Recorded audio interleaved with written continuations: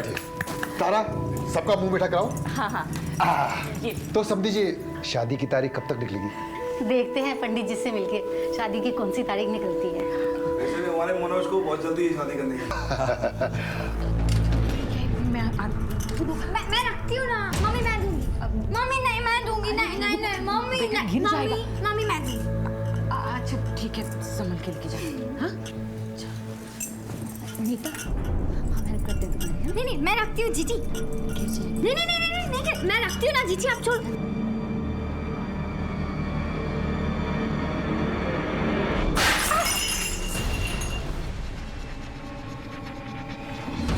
तो ठीक है ना बच्चे की?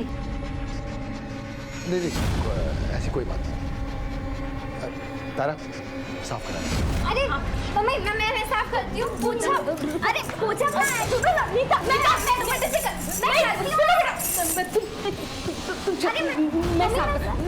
बेटा, मैं साफ करती हूँ। चलो।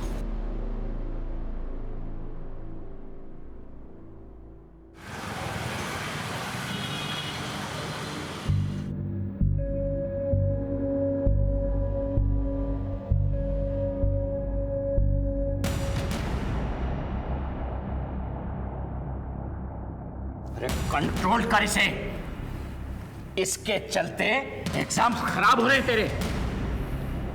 एक बात याद रख, सपने पूरे करने हो ना, जिद पकड़नी पड़ती है। लेकिन मैंने इंजीनियरिंग तो कर ली है ना पापा। इस प्रॉब्लम के साथ मेरे से आईएएस नहीं होगा। और पापा वैसे भी क्या जरूरत है आईएएस बनने की? जरूरत है क्योंकि इसमें रुतबा है, पावर है, सम्मान है। सबसे ऊपर मेरा सपना है। कब आ रहे हैं तेरे मेंस के रिजल्ट्स? परसों।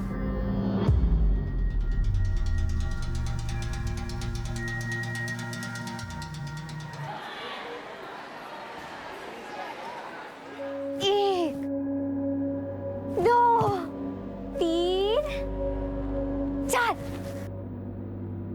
देख क्या कर रही है? दिख रहा होगा इसको कुछ आसमान में। इसका तो दिमाग ही काम नहीं करता। और मुझे तो समझ नहीं आता इसके माँ बाप इसका स्कूल क्यों भेजते हैं। ऐसे लोग बोझ होते हैं अपने माँ बाप के ऊपर, इसलिए तो सोचते हैं कि इनको स्कूल भेज के कुछ देर शांति से रह सके। और तुझे पता है ये ना 1-2 बार घर से भाग भी चुकी है। सच में? हाँ।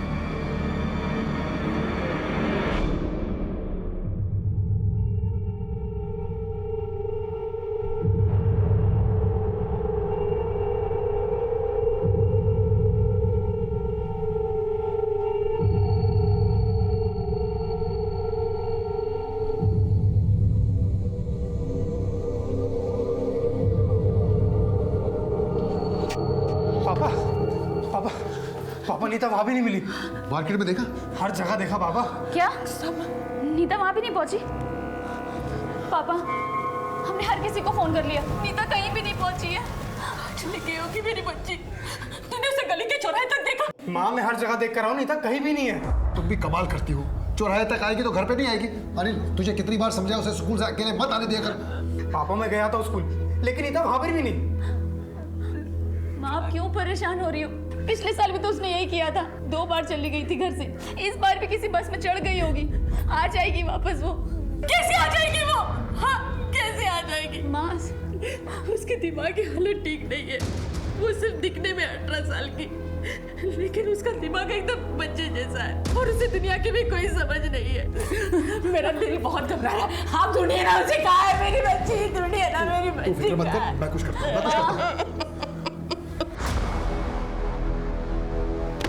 फिर से नाम नहीं आया, इसका मतलब तो यही हुआ ना कि तू फिर से फेल हो गई। पापा मैंने पूरी तैयारी की थी। क्या खाक तैयारी की थी?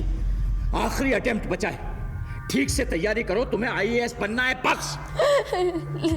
लेकिन पापा इस हालत में मुझसे नहीं होगा पापा।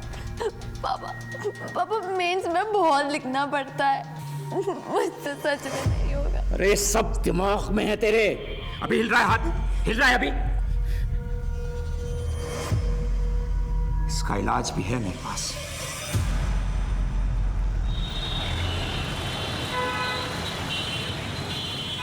पहले 4 घंटे में वापस आ जाती थी, 10 घंटे हो गए उसे गायब होकर। कम से कम पुलिस नहीं, बच्चों की शादी ब्याह की बातें चल रही हैं, ऐसे में थाना कचहरी बिरादरी की भी तो सोचो।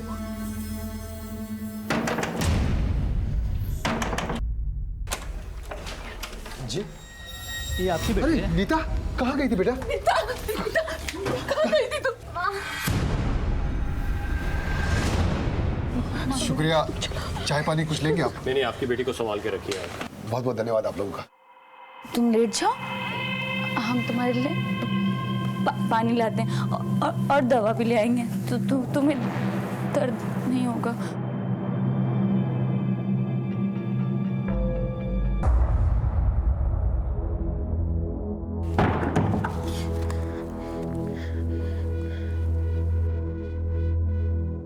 हेलो।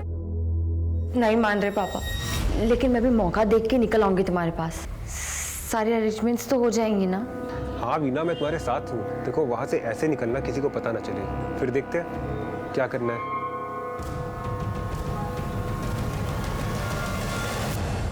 गुरु माता की, गुरु माता की, गुरु माता की, गुरु माता की, गुरु माता की, गुरु माता की, गुरु माता की, गुरु माता की। गुरुमाता प्रणाम। खुश गुरुमाता, ये मेरी बच्ची वीणा है। इसके दाहिने हाथ में बहुत कंपन रहता है। इसका इलाज संभव हो तो। इलाज संभव है, बस उसके लिए इस बच्ची को हमारे आश्रम में ही रुकना होगा। इन सब बच्चियों की तरह ये सब बच्चियां भी कोई ना कोई परेशानी लेकर आई। आज सब स्वस्थ हैं, सब खुश हैं। माता जी, वीणा को कितने दिन रुकना होगा? 8 से 10 दिन। पापा मैं इतने दिन नहीं रहूंगी। चुप, एकदम चुप। माता जी रहेगी, आप जैसा कहेंगी बिल्कुल होगा। देखो बेटा, 8-10 दिन की तो बात है, मैं आता जाता रहूंगा। पापा मुझे नहीं बेटा घबराओ मत। और फिर इस आश्रम में तुम अकेली तो नहीं हो, ये सब आपके साथ है।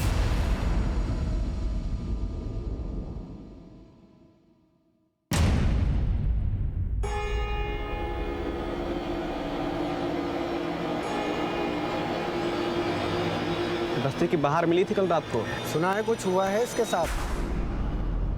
हमें बचपन से सिखाया जाता है कि डिपेंडेंट लोगों का ख्याल रखें, चाहे वो बच्चे हों या बूढ़े। वक्त निकाल के थोड़ा सा समय बिताएं उनके साथ, लेकिन उन्हें कभी भी इस बात का एहसास ना होने दें कि वो किसी से कम है।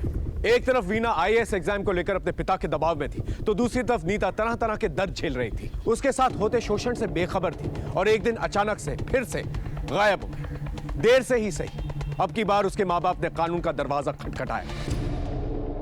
लड़की को गायब हुए 6 दिन हो गए और अब आए आप लोग। सर हम लोग ढूंढ रहे थे और हमें लगा कि वो लौट आएगी। 6 दिन बाद लगा आप लोगों को। कैसे माँ बाप हैं आप? सर इससे पहले भी वो हो गई है, लेकिन लौट आई थी। इससे पहले मतलब?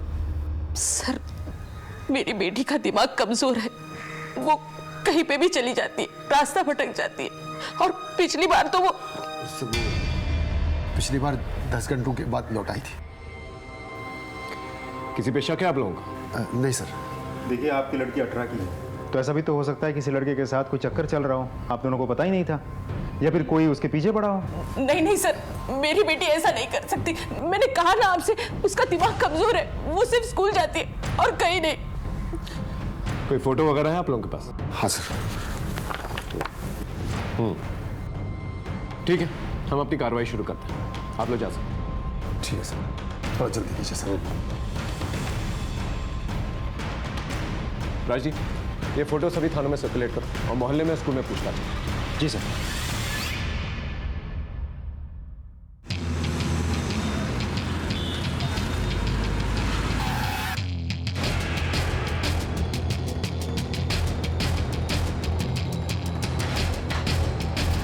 साहब रघुराम आदमी सीधा है, लेकिन कर्ज के नीचे दबा हुआ है, और अभी कुछ दिन पहले उसका बाबू के साथ झगड़ा भी हुआ था। ओ सिंह साहब, बहुत घुमा रहे हो। 6 महीने के लिए कह के लिया था कर्जा, 1 साल से ऊपर हो गया है। इरादा क्या है? भाई अभी थोड़ा परेशानी में उलझा हूँ, दिवाली का बोनस आ जाएगा ना, तुम्हारा सारा कर्जा उतार दूंगा। अरे क्या होली क्या दिवाली, निकालो मेरा पैसा वरना वरना क्या? अरे कर्जा लिया है, कोई बिक नहीं गया तुम्हारे हाथों। अब जब पैसे होंगे ना तब चुका देंगे, और ऐसे बार बार रास्ता रोके परेशान मत किया करो। मैं दिखवा कहीं ले और एक पाई भी नहीं छोड़ेगी, याद रखना। ये बाबू सीधा आदमी नहीं है साहब, अक्सर किसी से वो लग जाता है, पैसा तो बहुत कमाता है लेकिन सारा पैसा लड़कियों पे उड़ा देता है। और साहब वो बबलू विकास तो मौका ढूंढते रहते थे। अबे स्कूल में क्या लड़की दिखी यार, उसका पीछा गया नंबर भी दे गए, उससे कुछ हो पाएगा?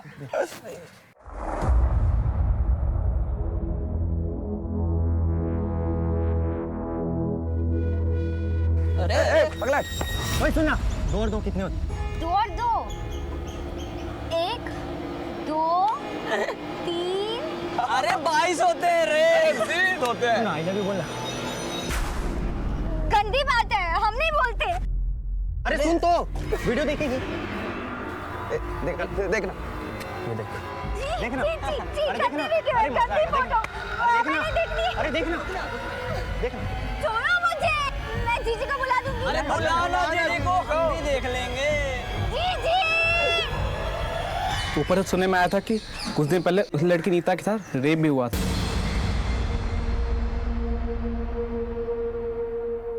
और क्या क्या छुपा रहे हैं आप लोग हम लोगों से? नहीं नहीं सर, हम कुछ भी नहीं छुपा रहे हैं, सब कुछ तो बता दिया हमने आपको। देखिए झूठ मत बोलिए, हमें इन्फॉर्मेशन मिली है कि पिछले हफ्ते आपकी बेटी के साथ जबरदस्ती की गई।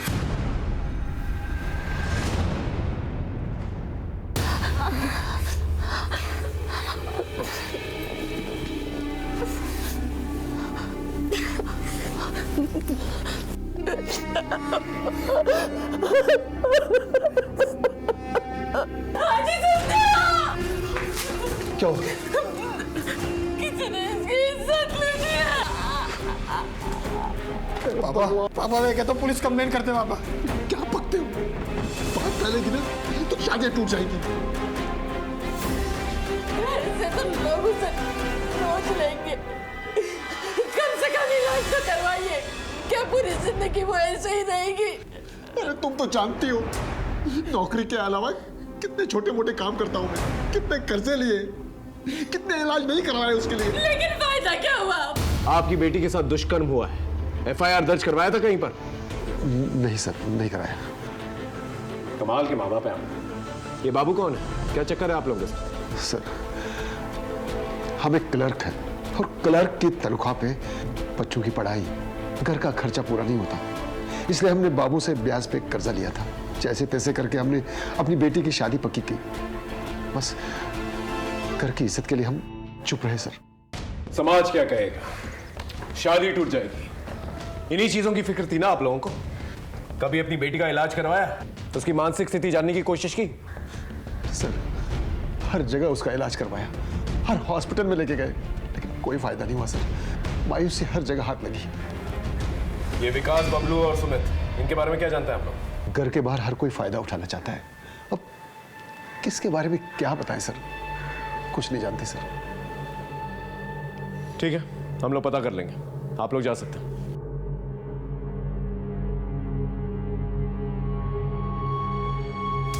राजदीप साहब, ये बबलू, विकास, सुमित और बाबू को उठा के लेके सब। क्या क्या मतलब क्या है आपका कि वो वहां नहीं है? अरे 7 दिन पहले मैंने अपनी बेटी का दाखिला करवाया वहां, और अब आप कह रहे हैं कि वो वहां नहीं है? अरे वो यहां नहीं आई और उसका कोई फोन भी नहीं आया।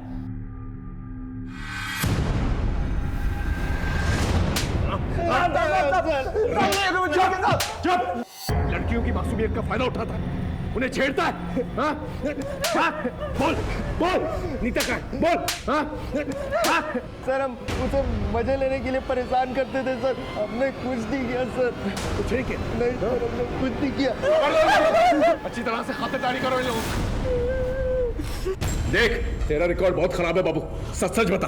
बाप को कर्ज देता है, बाद में बेटी से वसूलता है, सीधे सीधे बता दे नीता का है, बोल।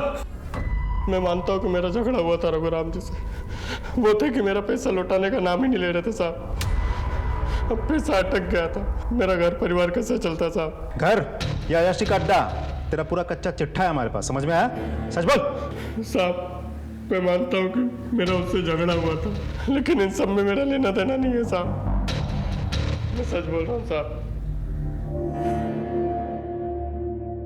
सर मैंने खुद एडमिशन करवाया था अपनी बेटी का, अब वो कह रहे हैं कि बिना बताए वो वहाँ से कहीं चली गई है। सर, मैंने तो उसका मोबाइल भी अपने घर पे रख लिया था सर। आश्रम का नाम क्या बताया आपने? तत्व आश्रम बसंतपुर।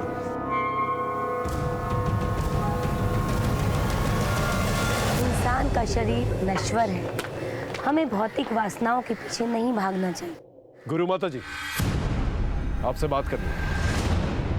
जी हाँ, बच्ची का इलाज चल रहा था, पर पता नहीं क्यों वो बीच में ही छोड़कर चली गई। कोई तकलीफ थी उसे? I mean, बीच में इलाज छोड़कर चली गई, कोई ना कोई वजह तो होगी। नहीं नहीं इंस्पेक्टर साहब, आप गलत समझ रहे हैं।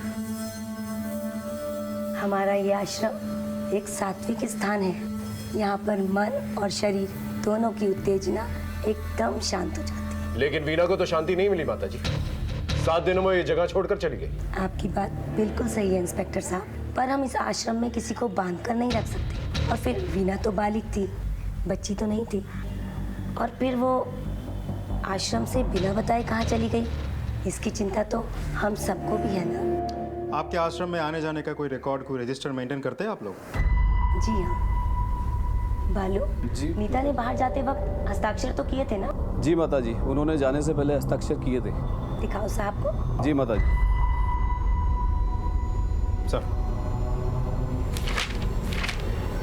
सर, अंदर तो कोई नहीं है। ठीक है, हम चलते हैं।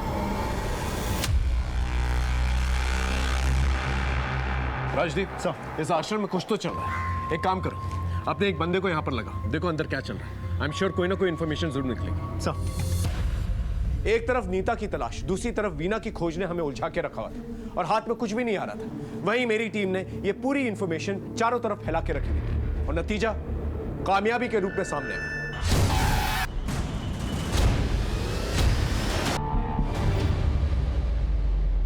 हाँ सर, यही नीता है। 5 दिनों से तो यही थी, पता नहीं कहाँ चली गई। चली गई मतलब किधर चली गई? मालूम नहीं सर, भटक रही थी इधर उधर। कुछ मानसिक प्रॉब्लम था उसे, ज़्यादा किसी से बात भी नहीं करती थी। मेडिकल जांच भी हुआ था उसका, उससे पता चला था कि उसका यौन शोषण हुआ है। हमने यहाँ पे इलाज शुरू कर दिया था। नीता, उसके साथ कोई हादसा हुआ था, जब देखो तब गुमसुम खामोश। फिर हमने उसे अपने थेरेपी सेशन में डाल दिया। तो आज का विषय है वाटर सेविंग, यानी कि पानी की बचत। और आज का लेक्चर सरिता मैडम बताएंगी। वाटर सेविंग ना, ये क्या है? कहाँ बेटा? इधर इधर बालों के बीच में। ओ ये तो सिंदूर है। सिंदूर हमें भी लगाना है। सिंदूर वो लोग लगाते हैं जिनकी शादी हो जाती है। हाँ, हमारी भी हुई है ना शादी। कब? किससे?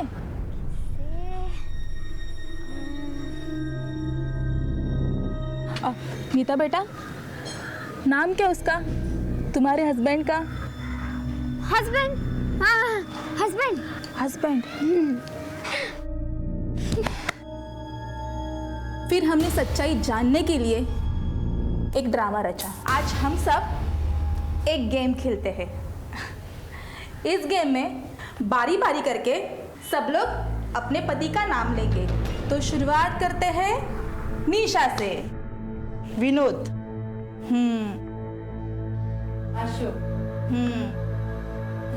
दीपक। मेरे पति का नाम राजेश। राजू।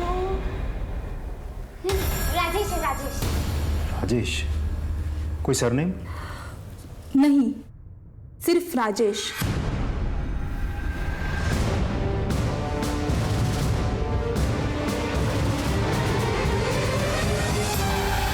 नहीं सर, हमारी बेटी की शादी नहीं हुई है। तो फिर राजेश कौन है? राजेश? नहीं सर, हम किसी राजेश को नहीं जानते। नीता का कोई दोस्त वगैरह स्कूल में, आस पड़ोस में? नहीं सर, नीता का कोई दोस्त नहीं था। ना कोई उससे बात करता था, ना वो किसी से कोई बात करती थी। बेटी को सब बात घूरते थे। मर्द आपकी बेटी को घूरते थे ये आपको पता था, लेकिन उसे अकेले में नहीं छोड़ना चाहिए था। इस बारे में कभी नहीं सोचा था आप लोगों ने? खैर, गणेश आसपास पूछताछ करके देखो, राजेश नाम का कोई आदमी है क्या?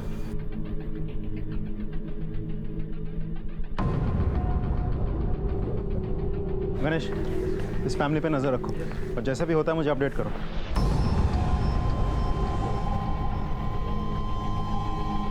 इधर आओ बेटा। क्या तुम कुछ जानते हो, कुछ कहना चाहते हो? हाँ सर, नीता मेरी दोस्त है, उसने मुझे बताया था। मुझे ना मंगलसूत्र चाहिए। मंगलसूत्र?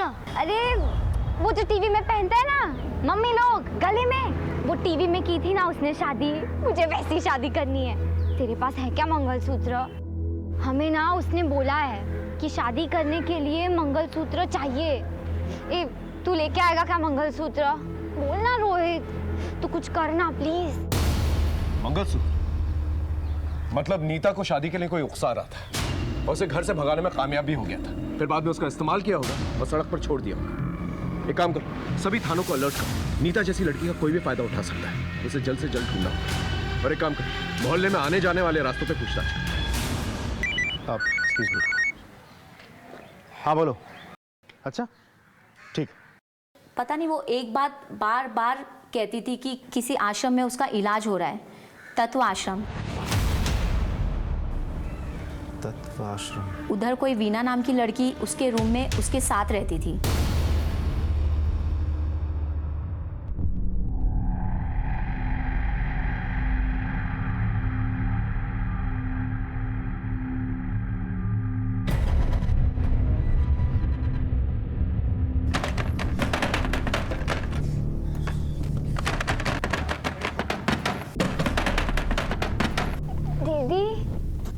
ये क्या कर रहे हो?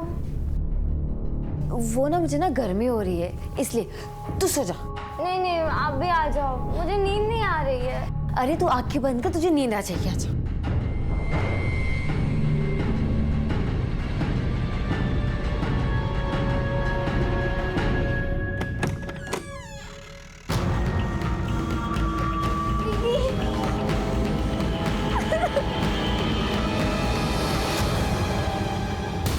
वीना? सर आश्रम तो हम देख चुके हैं, लेकिन नीता का वीना का नाम लेना साफ जाहिर करता है कि ये दोनों लड़कियां एक दूसरे को पहले से ही जानती थी। आश्रम तो इन दोनों के बीच बस एक कॉमन लिंक है। सर ये है वीना की कॉल रिकॉर्ड्स। आश्रम जाने से पहले आखिरी बार उसने इसी नंबर पर बात की थी।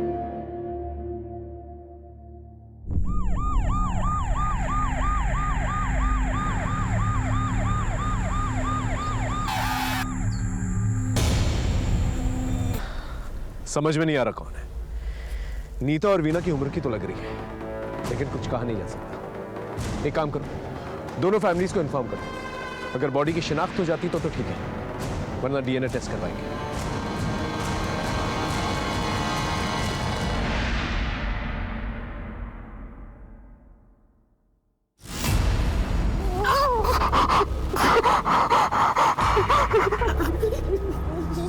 ये मेरी बेटी नीता नहीं है, नहीं है मेरी बेटी।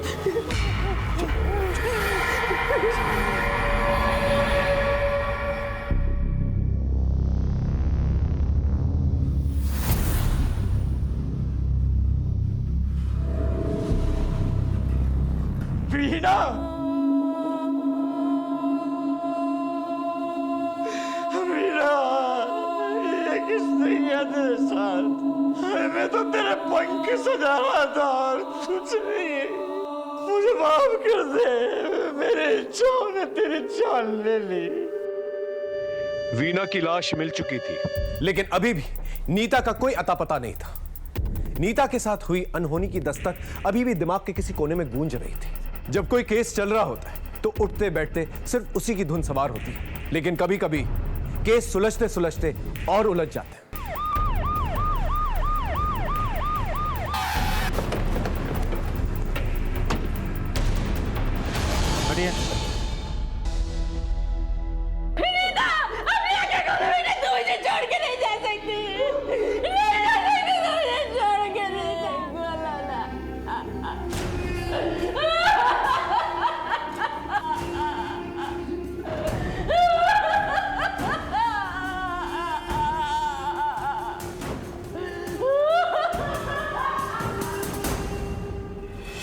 ये अकेली इतनी दूर तो गई नहीं होगी, इसे कोई लेकर गया होगा और फिर बाद में मार दिया होगा। इसकी पोस्टमार्टम रिपोर्ट मंगवा।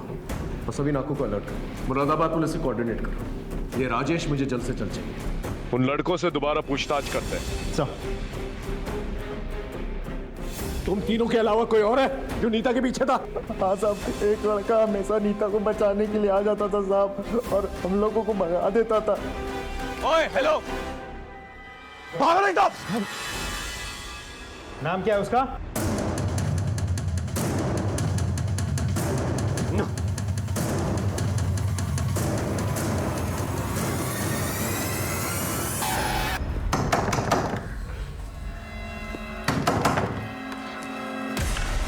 तू राजेश है? नहीं सर, राजेश मेरा दोस्त है। कहाँ है राजेश? सर वो मुरादाबाद गया है अपने पेरेंट्स के पास। करता क्या है वो? टीके कॉलेज में पढ़ता है, BA फाइनल। मुरादाबाद घर का एड्रेस है तेरे पास? है सर। साथ में फ़ोन नंबर भी देना।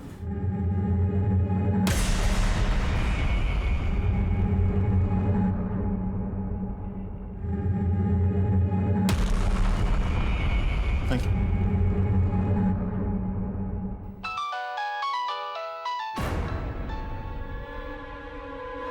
किधर है? मुरादाबाद। उधर से निकल जल्दी, पुलिस तुझे ढूंढ रही है। और अपना मोबाइल बंद कर। और वो लड़की तेरे पास है? नहीं भाई, वो वहाँ है जहाँ पुलिस के फरिश्ते भी नहीं पहुँच सकते। अच्छा चल, तू अब फ़ोन रख। सर, राजेश मुरादाबाद से फरार है। टीम उसकी खोज में है। आप एक्सक्यूज मी। हाँ बोलो। अच्छा ठीक सर, एक बहुत बड़ी लीड हाथ लगी है।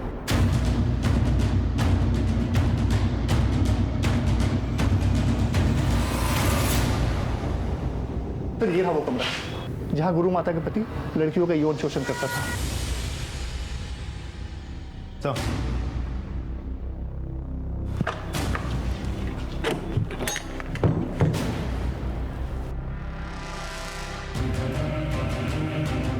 तो ये तो तहखाना है। जी सर, जी सर।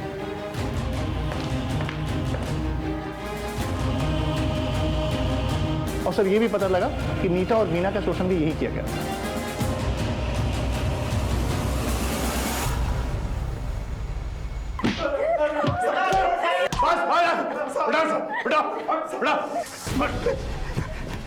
नहीं साहब, नहीं साहब, हम बताते लोग अपनी बेटियों को इलाज के नाम पे हमारे आश्रम में छोड़ जाते हैं साहब, और हम इसका भरपूर फायदा उठाते हैं साहब। सर एक दिन वीणा ने बेहोशी का दवा नहीं पिया और उसने बेहोश होने का नाटक किया सर, और जब मैंने उसको बिस्तर पे लिटाया तो उसने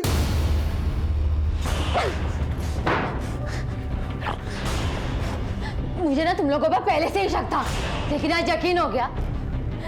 इलाज के नाम पर तुम लोग लड़कियों की इज्जत के साथ खेलते हो। मेरा तुम लोग का बहाना सबको जाके बोल। अरे जब जिंदा छोड़ूंगा तब जाके बोलेगी ना। सर वीणा की लाश को कोई पहचान ना सके, इसके लिए हमने उसका चेहरा बिगाड़ दिया और जंगल में फेंक दिया सर। और नीता के साथ भी ऐसा ही किया? नहीं सर, हमने नीता के साथ कुछ भी नहीं किया। उसका बाप उसे लेने आया तो हमने उसे जाने दिया साहब, और ये सोचकर कि वो किसी को कुछ नहीं बताएगी, और अगर बोलेगी भी तो कोई उसका विश्वास नहीं करेगा साहब, क्योंकि उसके साथ ऐसा पहले भी हुआ था साहब। ये उसी के बाप ने हमें बताया था साहब। लोग अपने अरमान, अपने सपने लेकर तेरे पास आते हैं, हाँ? अपनी पूंजी लुटा देते हैं, और तुम लोग इस तरह से विश्वासघात करते हो। फांसी हो जानी चाहिए तुम जैसे लोगों को। नीता की लाश मिल चुकी थी और हमारी टीम दिन रात करके राजेश को ढूंढने में लगी हुई थी। हाँ साहब, ये लड़का और लड़की यहाँ आए थे। कब गए यहाँ से? 3 दिन रुके, फिर यहाँ से निकल गए। पक्का याद है तुम्हें? हाँ साहब, बिल्कुल पक्का। आप CCTV देख सकते हैं।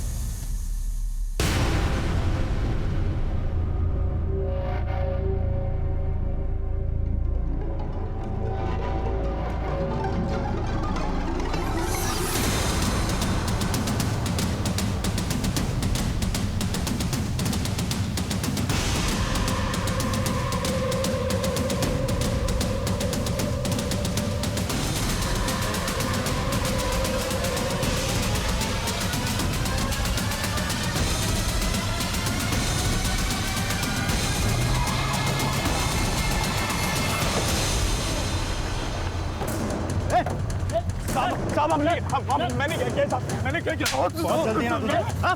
चल साहब बताओ तो सही, मैंने किया क्या है साहब? अरे साहब बताओ तो सही। सर मैंने कुछ कहा। तेरा सारा कच्चा चिट्ठा है हमारे पास, इसे सच सच बोल।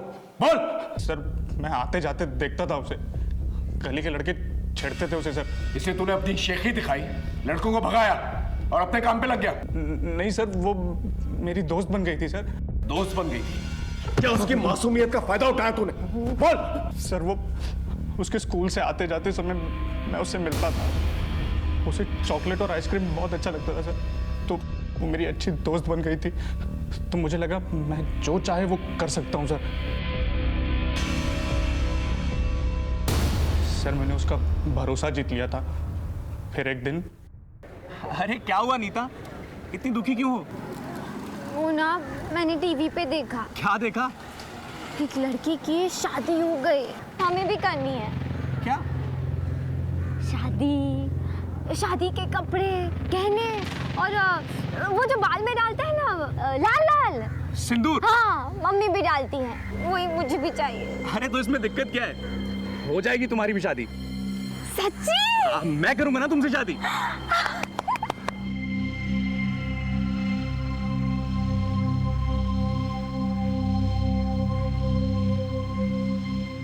नीता। राजेश! नीता तूने शादी के लिए बोला था ना? तो शादी का टाइम आ चुका है और मैंने सारी तैयारियां भी कर ली हैं। अच्छा, मैं घर में सबको बता के आती हूँ। अरे नहीं बाबा, ये ना सीक्रेट वाली शादी है, सबको बताएंगे तो बात बिगड़ जाएगी। हाँ, तो फिर क्या करेंगे? तो फिर क्या, तू चल मेरे साथ। हाँ, तू चल मेरे साथ। चल चल चल, चल। मैं उसे भगा के उस होटल में ले गया था सर। आओ।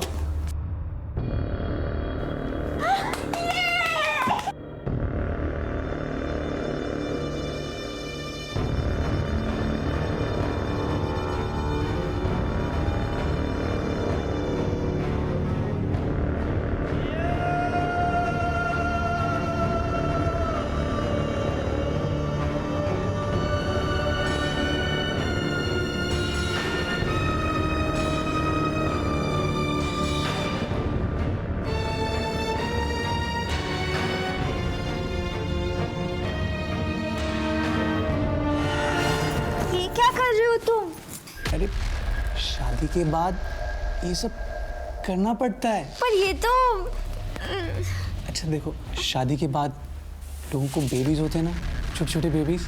हाँ। तो तुम्हें भी बेबी चाहिए ना? हाँ। तो बेबी के लिए हमें करना पड़ेगा ना। कब आएगा बेबी? बेबी 1-2 हफ्ते में आ जाएगा। ठीक है, चल।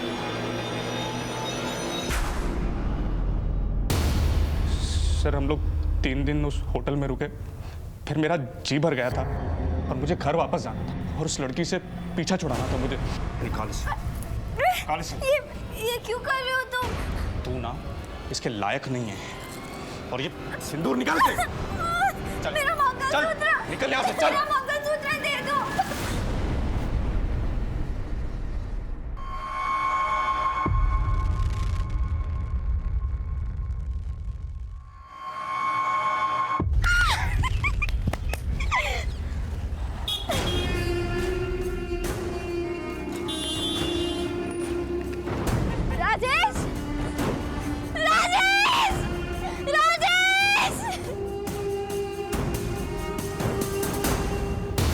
कहानी किसको सुना रहा है बे? नीता की लाश।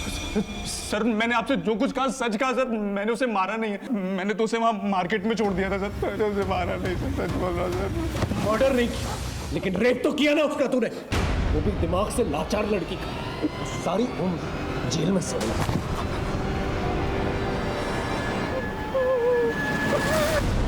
सर अगर इसने नहीं मारा है तो किसने मारा होगा फिर? ताज्जुब की बात यह है कि नीता घर आई और घर से उसे राजेश लेकर गया और घर वालों ने देखा ही नहीं। अभी भी ये घर वाले कुछ ना कुछ छुपा रहे हैं, पता कर। सर मैं ऑफिस में था, मेरी वाइफ का फोन आया, उसने मुझे नीता के बारे में बताया। सर मैं कॉलेज में था, पापा का फोन आया कि नीता घर नहीं लौटी, तो सर मैं तुरंत घर आ गया। मैं पड़ोस में गई थी, जब नीता बहुत देर तक घर नहीं आई तो मैंने इनको फ़ोन लगाया। जब मैं शाम को घर लौटा तो पता चला कि नीता स्कूल से नहीं लौटी। सर करीब 1:30 बजे हम पॉलिटेक्निक से घर आए। आते ही हमें नींद आ गई तो हम सो गए। फिर हमें नहीं पता कि नीता घर आई कि नहीं आई। सामने का दरवाज़ा हमने खुला ही छोड़ा था, और वैसे भी सामने का दरवाज़ा तो हम लोग रात में ही लगाते हैं। घर के सभी लोगों के कॉल रिकॉर्ड्स निकलवाओ, और जो लैंडलाइन है उसके भी रिकॉर्ड चाहिए मुझे। Okay sir. दोबारा करेगा? चोरी करेगा? नहीं करूंगा साहब। लेके जाओ सर। नहीं करूंगा साहब। सर कॉल रिकॉर्ड्स आ गए हैं, लेकिन इसमें कुछ भी खास नहीं है। लोकेशन भी सब सही है, लेकिन सर चौंका देने वाली बात तो कुछ और ही है। ये देखिए, ये नीता के घर के लैंडलाइन के कॉल रिकॉर्ड्स हैं। आज से करीब 2 हफ्ते पहले एक नंबर से यहाँ कई बार फ़ोन आए थे। ये उसी एनजीओ का नंबर है जहाँ नीता रह रही थी। और अभी 4 दिन पहले फिर से दोपहर को फ़ोन आया और 2 मिनट बाद हुई। सर इससे ये तो क्लियर हो जाता है कि घर वालों में से किसी को तो ये बात पता थी कि नीता एनजीओ में रह रही थी। 4 दिन पहले, यानी उसी दौरान जब नीता का मर्डर हो ना हो, कातिल कोई घर का ही ये हमारे स्टाफ में से किसी ने नहीं किया, क्योंकि किसी के पास नंबर ही नहीं है। हो सकता है शायद नीता ने किया होगा।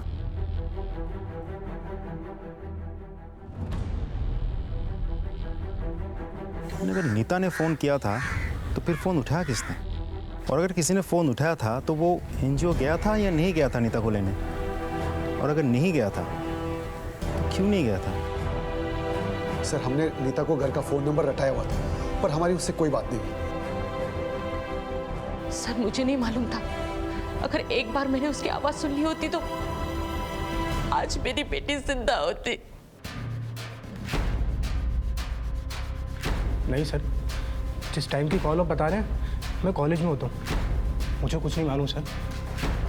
इनमें से कोई तो झूठ बोल रहा है। इन सबकी कुंडली निकलवा और देखो आपस में रिश्ते कैसे थे इन लोगों के, खास करके नीता के साथ। सर मालिनी के मंगेतर मनोज चौहान के बारे में पता किया। बैंक में पीओ है। सुना है मनोज के घर पे नीता को लेकर काफ़ी टेंशन है। सर सब भी रहा है। सलाम साहब। बोलो साहब, रघुराम सिंह की बेटी मालिनी की शादी मनोज से तय हुई है। ये तो हमें पता है, उसकी सगाई तय होगी। फिर अब मालिनी और मनोज की आपस में बहुत लड़ाई चल रही है। क्यों? सर ये तो मालूम नहीं, लेकिन सर कुछ तो गड़बड़ है। सर मालिनी से बात करें? नहीं, उसके मंगेतर से। सर सब बढ़िया है, कोई दिक्कत नहीं है। इनफैक्ट मैं और मालिनी नहीं भाई, मर्डर इन्वेस्टिगेशन चल रहा है। जिस पे भी शक होगा सीधा अंदर जाएगा, इसलिए जो बोलना है सच बोल, चाहे वो मर्डर से रिलेटेड हो या ना। ठीक है, चल बोल। सर एक्चुअली मालिनी से मिलने उसके घर गया था मैं, तो अरे गुदगुदी हो रही। हाँ हाँ ठीक है। कैसी हो? एकदम मस्त। और आप? मैं भी बढ़िया हूँ। आज बहुत खुश नजर आ रही हो। सर मालिनी को गलत फहमी हो गई थी कि मेरे और नीता के बीच गलत संबंध है, लेकिन सर ऐसे कुछ भी नहीं था। मालिनी ने मुझसे सगाई तोड़ने तक की धमकी दे दी थी। बुलाओ सर। मनोज बता रहा है कि सगाई टूटेगी कगार पे। एक नंबर का कमीना है वो कैसे?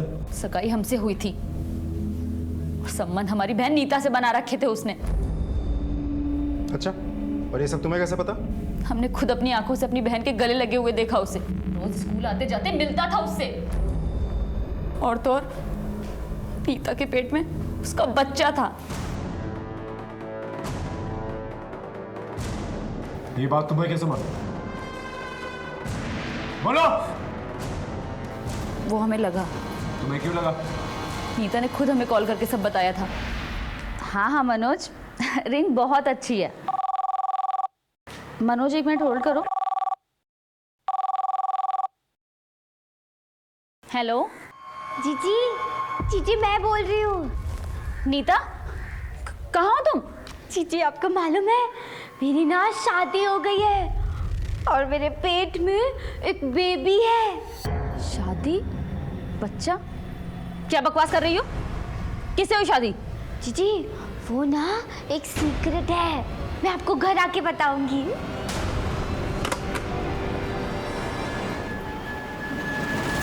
हमें लगा ये सब मनोज ने किया है, पर मनोज से ज्यादा हमें अपनी बहन नीता से नफरत होने लगी थी। इसीलिए हम घर से निकले और रास्ते में हमें नीता मिल गई।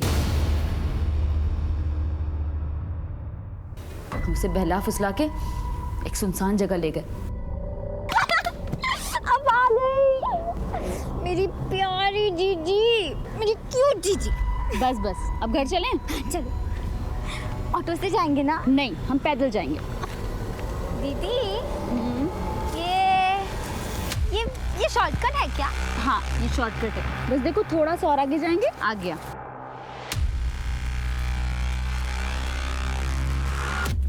जीजी वो क्या है? कितना बड़ा है जीजी।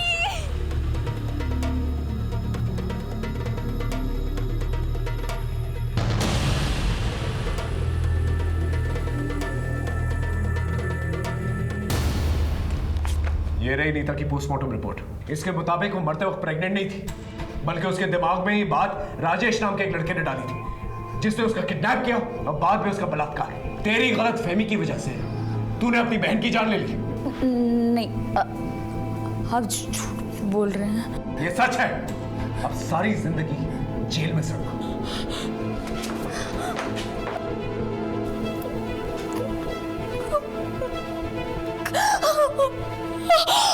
वीना का इलाज अस्पताल में करवाने के बजाय उसके पिता उसे एक ढोंगी बाबा के पास ले गए, जहां पर इलाज के नाम पर उसके साथ शोषण होता रहा। गौर करने वाली बात यह है कि इन बाबाओं के चक्कर में केवल मानसिक रूप से पीड़ित लोग ही नहीं जाते, बल्कि वीना जैसी पढ़ी लिखी लड़की और उनके परिवार वाले भी फंस जाते हैं। ये बात अपने आप में एक बहुत बड़ी दस्तक है। अपनी मेहनत और अपनी काबिलियत के दम पर कामयाबी पाने के बजाय इंसान चमत्कारी शॉर्टकट ढूंढने लगता है। उन्हें लगता है एक जादू की छड़ी घूमेगी और रातों रात उन्हें कामयाब करके चली जाएगी, लेकिन होता बिल्कुल उल्टा है। उन्हें तबाह करके चली जाती है। फिर मिलेंगे एक नए केस के साथ। तब तक देखते रहिए क्राइम पेट्रोल 10 तक।